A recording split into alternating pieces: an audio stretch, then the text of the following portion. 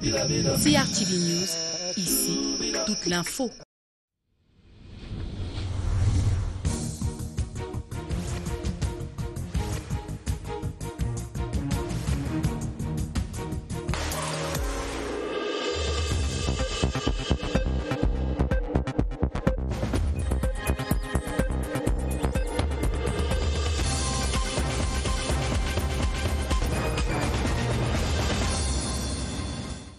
And thanks for joining us. In the headlines, the National Development Strategy for 2020-2030 would focus on structural transformation of the economy, governance, decentralization and strategic management of the state is launched in Yaoundé by the Minister of the Economy, Alamin Usman May.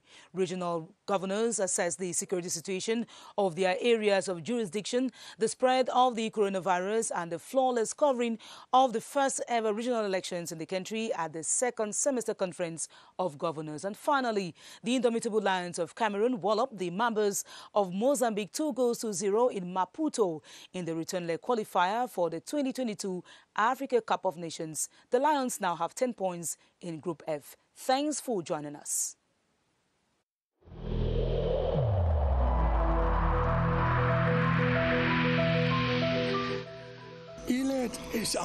Each of us must comply with the measures that have been taken.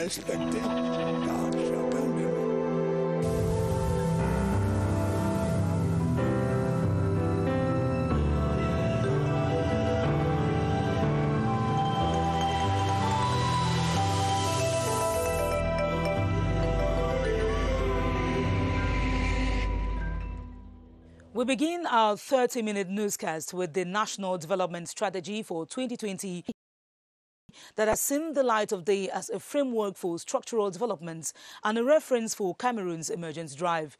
It was launched today by the Minister of the Economy, Planning and Regional Development, Alamin Usman May.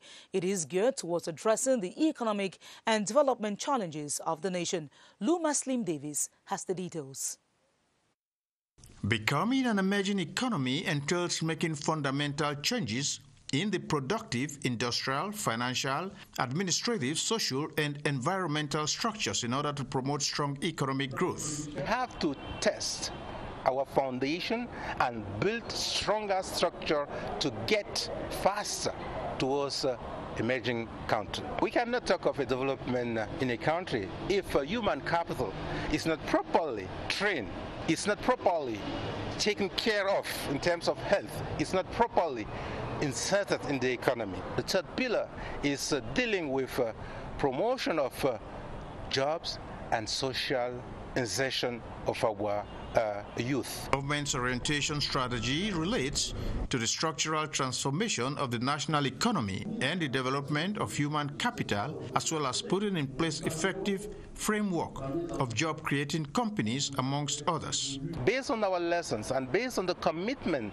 of the entire nation, we'll be able to readjust and chart a new path towards becoming an emerging country in 2035. There is hence a general outcry for strong growth with equitable distribution of its fallouts. While the pillars of the National Development Strategy have been held for their potential to drive growth, it is, however, essential that necessary groundwork be laid to attain the objectives of the plan. Economists propose ensuring the availability of financial resources, sector-specific infrastructure, and public-private partnership as prerequisites. Clarice Aritakan tells us more. An ambitious but achievable project if the right keys are in the right hands to unlock the right doors. Experts say Cameroon's National Development Strategy 30 readily identifies with this assertion. States should define the playing ground for the private sector and give the driving seat to the industry.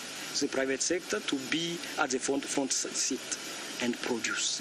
A country like Cameroon may not be able to develop infrastructure all over, but then in a specific geographic area, we can be able to put in place that world-class infrastructure, which may attract in such a zone modern investors, foreign direct investors who can link up with our SMEs. The structural transformation of the economy, which will lead to inclusive growth, rests on a number of basics. A comprehensive exportation externally driven policy. It's very, very important because this is who are those that gonna export?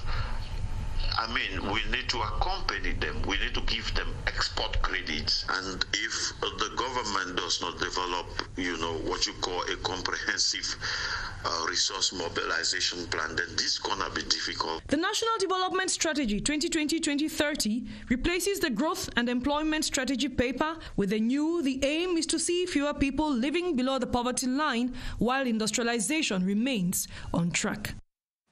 Cameroon's development policies date as far back as the 60s and have transcended from the 5-year economic and growth plans to 10-year strategic papers.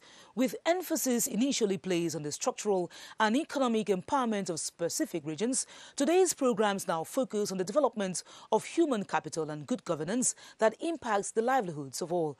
Constantine Baum reviews some of the tools exploited.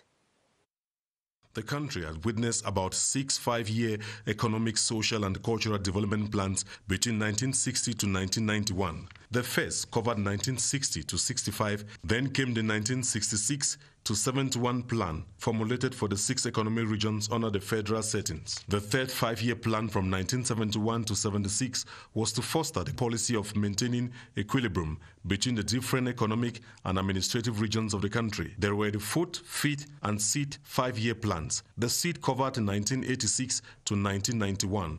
All the objectives of these plans were challenged by the global economic crisis that saw Cameroon adopting the Structural Adjustment Program on July 1, 1997. It was a comprehensive enhanced program with a view to bringing the economy onto a sustainable path of growth and improving living conditions. In April 2003, the government of Cameroon adopted its first poverty reduction strategy paper to define the overall framework for its development policies. It gave birth to a new growth and employment strategy paper. This was prepared within a context marked by rising costs of living at the domestic, the international financial crisis, and the global food and energy crisis. All these are strong components of Vision 2035, which addresses poverty, facilitating Cameroon to become a middle-income country, an industrialized nation, consolidating democracy and national unity while respecting the country's diversity. Away from Cameroon's growth strategies, the CEMAC Conference for Infrastructure Financing for Priority Integrative Projects of the Regional Economic Program is underway in Paris, France. It is chaired by the representative of the Congolese President Sassou Nguesso, Prime Minister Clément Mwamba. A total of 35,000 billion CFA francs is needed to fund 11 priority projects in the CEMAC sub-region, as we hear in this report by Caroline Okier-Anoma. Even the coronavirus pandemic could not stop the CEMAC Historic Roundtable Fundraising Conference in Paris. I'm here actually to represent the Nordic partner, both financial and technical partners, and also to establish a partnership between the CEMAC, the bank, the development bank, as well as the Nordic countries. The Nordic country is having expertise in energy as well as infrastructure. So those projects or those sectors are the ones that we are probably going to target. At the opening ceremony, speaker after speaker ranging from the Prime Minister of Congo, representing President Denis Sassou Nguesso, the chairpersons of the CEMAC Commission and BDEAC Bank, all painted accurately pictures of the sellable projects. The flagship projects will accelerate the physical and commercial integration in the long run. This fundraising comes almost a year after the extraordinary CEMAC Summit of November 2019. After intensive marketing of the projects, tomorrow will witness all donors, technical and financial partners concretizing their actions. As announced in one of our top stories, the second semester conference of governors is examining the security situation in the national territory and charting out the success route of the first ever regional elections in the country on December 6. The session is presided over by the Minister of Territorial Administration, Paul Atanganji. They also gauged the spread of the coronavirus in the 10 regions. Ebenezer Akanga covered the conference in our reports.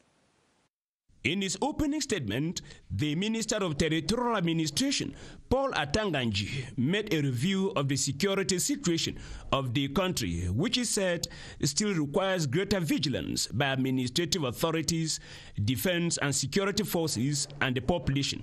The minister said that the second semester conference will be used to discuss measures put in place to ensure a successful organization of the regional council elections. He urged administrative authorities to personally accompany ENAM in the process. On the COVID-19 pandemic, Paul Atanganji stressed that this is not the moment to drop the guard. Government's response to the COVID-19 pandemic must remain a national concern. At the end of our deliberations, we are expected to provide adequate and practical answers to security concerns related to the elections and end-of-year festivities. Recommendations adopted at the conference will also be implemented to ensure a hitch-free celebration of end-of-year festivities. And as these measures will be implemented, the inhabitants of the Centre region have been reassured of tightened security as they go about their daily activities. The assurance was given by the governor of the Centre region, Nasir Polbia, following a rise in the crime wave and cases of explosions in some neighborhoods of Yaoundé. Ebude Ekane reports from CRTV Centre. Criminal acts such as murder, armed robbery, aggravated assault and explosions are recurrent in some parts of the Centre region. This pressing issue needs to be addressed. You have to reinforce the control in tour agencies. It's something common to find that somebody has traveled without any ID. We just need control for gendarme and police. Administrative authorities are leaving no stone unturned to ensure the security of persons and their property. People are not supposed to enter into bars, supermarkets with suspected bags that can enable people to transport these explosives. So this measure has been taken at the level of the division and at the level of the region. In the days ahead, systematic controls will be intensified across the neighborhoods. We have to enter into a quarter, stop everybody, identify everybody, and this has been giving us a lot of results. The population has been enjoying to work in close collaboration with the forces of law and order by providing any useful information to track down any suspects. We'll now take you over to Parliament, where over 32% of children enrolled in primary schools in Cameroon do not have birth certificates. A special plenary sitting to address the disturbing issue, which floors development and health policies, took place today at the National Assembly. The 5-hour deliberation between the legislators and 7 members of government was preceded by a chairman's conference presided over by House Speaker Honorable Kavega Jibril, where 6 bills were deemed admissible. Charles Ebune has the details. 10 a.m. today, the Chairman's Conference of the National Assembly meets chaired by House Speaker Honorable Kavega Jibril. The government tables 6 bills, amongst them an air transport agreement between Cameroon and the United Arab Emirates, a migration agreement between Cameroon and Switzerland, and the Central African Criminal Police Bill. The bills, including the settlement one of the 2019 finance law, are communicated to the entire House in a plenary chaired by Deputy House Speaker Hilarion Eton. This is followed by a special session on the thorny issue of birth certificate establishment in the country. We want, by the end of next year, registered something like 500,000 kids without birth certificate. National health care coverage, we need to know who is going to be treated. So the issue of the identity is very crucial. In this specific issue, I agree with the Ministry of Health. He has called it one step. According to the government, about 3 out of 10 mothers deliver their babies out of the hospital system in the country. The mayors will now come in place to help educate the people and sensitize them on the need for those children to be given birth to in proper facilities. Considered an indispensable document in the life of an individual, Parliament and government agreed there is need to urgently address the issue. We want to propose to the government to bring down the formality to the grassroots maybe from house to house. Today's special session on the civil statute as an element of national life is just one of the many special sessions as an innovation brought in by the new parliamentary administration. And on the sidelines of the special plenary sitting, members of the African Parliamentary Network on Development Evaluation meeting in a webinar discussed the necessity of having elected representatives size up programs destined for local communities. Meantime, while awaiting the draft state budget for 2021, members of the Committee on Finance and the Budget exchanged with European Union-sponsored experts on budgetary matters. Charles Ebone once again with the details. The government is yet to table the next finance bill of the state to be capped within a globally challenged sanitary environment, but members of the Budget and Finance Committee of the National Assembly are here to examine sane models for a proper finance bill.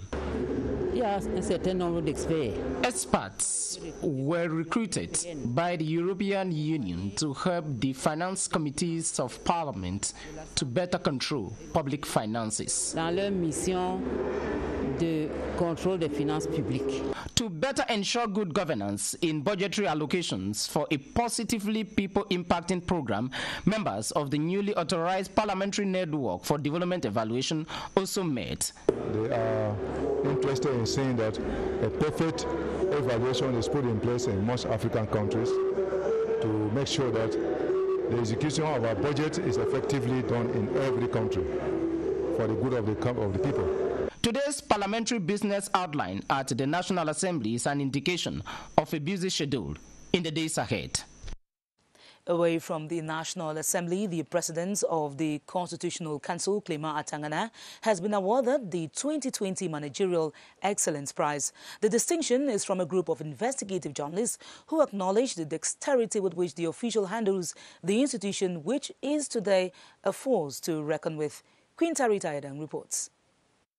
The effective putting in place of the Constitutional Council in February 2018, with Clement Atangana appointed at the helm, gave hope to Cameroonians as they saw their dreams of having credible elections rekindled. The last presidential and parliamentary elections handled by the Council proved them right, as the President and his team portrayed a high sense of transparency and fairness, all aimed at promoting democracy. It is as a result of these good governance and leadership skills that an association of investigative journalists decided to honor him with the 2020 Managerial Excellence Award. Out of 10 candidates shortlisted across Africa, Clement Atangana emerged first with a 19.25 score on 20. Clement Atangana expressed gratitude for the recognition, promising to work harder to consolidate democracy and a credible judicial system in the country. The Pan-African Association of First Ladies for the Fight Against HIV and AIDS and Suffering African Synergy celebrates 18 years of existence. Nearly 2 decades on, the founding president, Mrs. Chantal Biya, is still committed and determined to serve humanity at the national and international levels as she doubles as the UNAIDS Special Ambassador. Staff Lady Inanga Kebi has more. The creation of the Pan-African Association dubbed African Synergy for the Fight Against AIDS and Suffering on the 16th of November 2002 was a history-making event. Mrs. Chantal Biya succeeded to mobilize African First Ladies, the scientific community, including the 2 co-discoverers of the AIDS virus, Professors Luc Montagnier and Robert Gallo.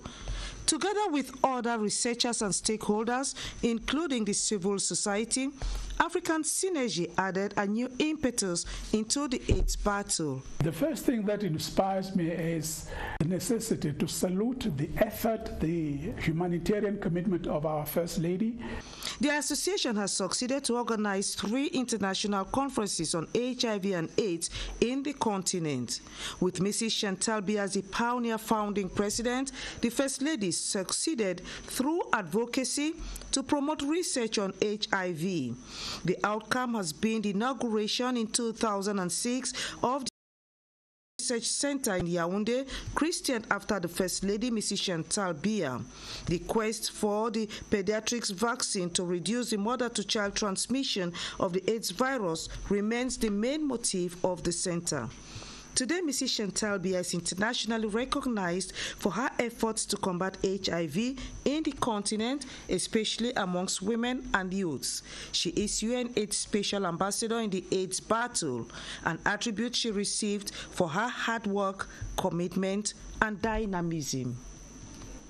In 1 week, the human papillomavirus vaccine against cancer of the cervix will be introduced in schools across the national territory. The administration of the vaccine to girls aged 9 will not be mandatory and will be done only with the consent of parents. Beatrice Law Samba in our Talk of the Day says the immunization has caused quite some panic in communities. It is no longer just talked about. The human papillomavirus vaccine is, as we speak, being administered as part of routine vaccines in Cameroon. We already have introduced the vaccine since the 12th of October. The vaccine is accessible in different health facilities for people who want to have their doses and free of charge. According to health sources, some doses of the vaccine have been administered already, but it is too early to say the population has conquered its fears about the vaccine. They say the vaccine is meant to make girls sterile, and I think there is no smoke without fire. I am hesitant. Not discouraged, the expanded program on immunization continues with plans to send vaccination teams with doses on school premises as from November 23, targeting girls aged 9 years and insisting it is all for their good. At this age, the girls are not exposed to HPV infection. And HPV infection is acquired through the first sexual intercourse. Cervical cancer is the second most leading causes of cancer in our country. The vaccine is expected to reduce cervical cancer by 70% in 10 years' time. The population is told to rest assured no child will take the vaccine without her parents' consent.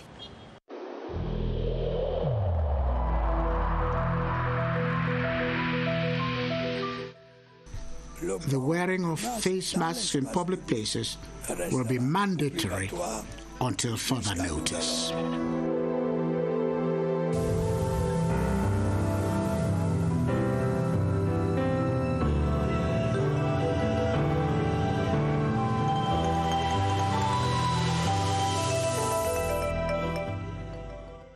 Now on to this good news. Cameroon has been ranked amongst the 2 best African countries with a commendable COVID-19 riposte strategy. The grading was done by the World Health Organization, which applauds not only the sensitization to stall the spread of the virus since March this year, but also the treatment options.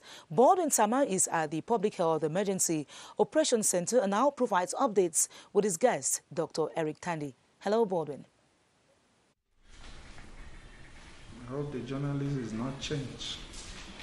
Good evening to you, Esther Kima. Indeed, it is good news for Cameroon to be ranked among the 2 African countries to have better managed the coronavirus so far, Cameroon and Zambia. But how did Cameroon get to this particular situation? We discussed that tonight with our guest, Dr. Eric Tandy. He is a public health expert. Good evening to you, Doctor. Yeah, good evening, buddy. Indeed, it is good news for the country, but Cameroonians want to find out what does it mean and how did we get there? Yeah, good news with reservation. On a personal note, although we've recorded some successes as far as the management of COVID-19 is concerned, but we're not yet out of the wood, as you know. It's still ongoing. However, the decentralization process and the proactiveness of the government when COVID started has given us an edge in order to realize and contain COVID-19 so far. You and I can tell from the measures that were put in place by the government, the barrier measures, you remember, and again, the effective decentralization of the management of COVID-19 within our communities. That is what has given Cameroon at least a degree of edge over other countries, but yet, like I said, we're not yet out of the woods. And some want to believe that with this good news, the coronavirus is no longer like a threat in Cameroon. Oh no, very far from that. I will tell you, we're still recording a lot of cases within our communities. And again, we must be very careful because the laxity that is going on within our communities for not respecting the simple barrier measures put in place by the government. I don't know what Cameroonians want. Perhaps, I don't want to use the word harden up their hearts, but I think we need to turn our heads back if we think we have to stay healthy to protect not only ourselves, but the health of the population and the entire world. Thank you so much, Dr. Eric Tanzi, for being our guest this evening. One of the other measures that may have contributed, whether wanted or not, in helping the country get to this particular situation is regular sensitization on the part of the Cameroon radio television. CRTV will continue sensitizing the public as to the need to continue respecting these different barrier measures. Back to you, Esther Kima. Thanks very much, Paul Nsama. The efforts of the health personnel is worth commending. Over 26,000 files of civil servants have been treated in 100 days within the Rapid Result Initiative of the Ministry of Public Service and Administrative Reform. Minister Joseph Lay applauded the assiduity of the personnel who stepped up their output from the initial 15,000 in June 2020. The Pan-African Prize for Innovative Managerial Practices awarded to Cameroon was also presented in the course of the ceremony. Here's an excerpt of the minister. The objective at the beginning was 6,000 files, just 6,000. But today we count 26,000 files treated in our ministry. I'm sure that at the end of this year, we can reach 55 and 60,000 files treated. This excellent result is a result of a team. When you work in a team, you can obtain any result you want to obtain. That's why I would like to congratulate all my collaborators and to thank all of them. Officials of the National Advanced School of Administration and Magistracy ENAM have praised the level of training currently offered to 438 students from the institution at the National Armed Forces Training and Perfection Center in Gaundal. The appraisal was made during a working visit of the board chair of the Director General of the institution to the site. Elise Waji Bangmia has the details. Singing as an element of motivation and a way to camouflage the pains inflicted by intense military training. This has been a routine for ENAM trainees at the National Advanced Armed Forces Training and Perfection Center, Sepefan Gaundal, for the past 20 days. They are taught fighting techniques, shooting exercises, and how to be morally strong in times of difficulties. ENAM's board chair, Faye Helen Kwanga, and the Director General, Bertrand Pierre Sumbu Angula, while visiting the trainees, encouraged them to faithfully acquire skills that will help to better serve the nation. The military training at Sepefan Gaundal of ENAM students is expected to end in about 25 days. In sports, the Indomitable Lions of Cameroon have given the members of Mozambique a 2-0 spanking in Maputo. They qualify for the 2022 Africa Cup of Nations. The Lions have thus consolidated their leadership position in Group F with 10 points. Bob Nsama has highlights of the encounter. Le Cameroun vient de s'imposer ici aux Impoke Stadium. A victory that consolidates the winning spray in the Lions' den, another victory that confirms the Lions' leadership position in Group F. The Mozambicans came calling 20 minutes into the game after a body check by Jerome Ongene, a penalty that was not concretized by regional facts. 5 minutes later, a beautiful cross from Mumin Gamale met a ready Vincent Aboubakar, who through a clinical finish gave Cameroon the lead.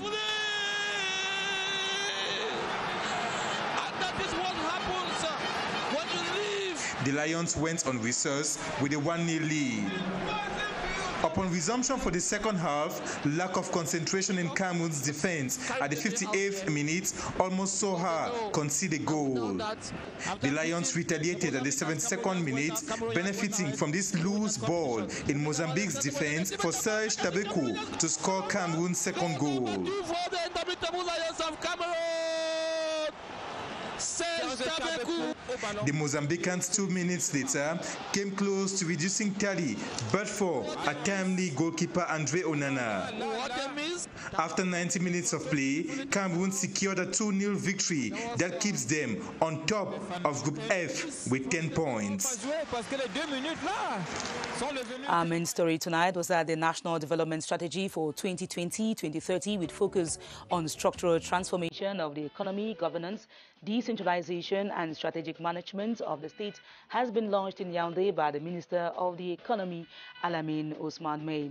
Our programs continue on the CRTV. After this newscast on CRTV News, you'll be treated to a special 30-minute production on the opening of the November session at the National Assembly. At 8:30 p.m., you'll be in the company of Adan Bala. I'll be back tomorrow at 7:30 p.m., God willing. Thanks for watching. Stay tuned to CRTV. Good night.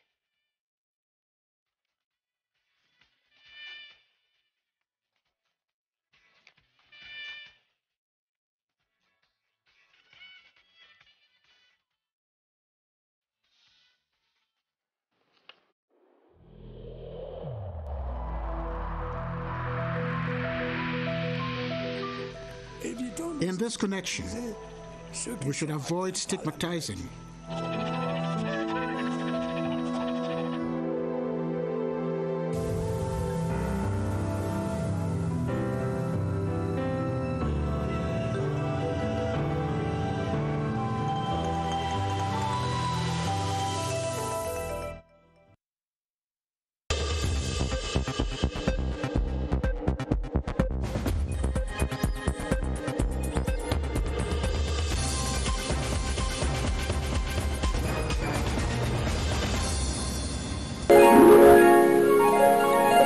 CRTV News, ici, toute l'info.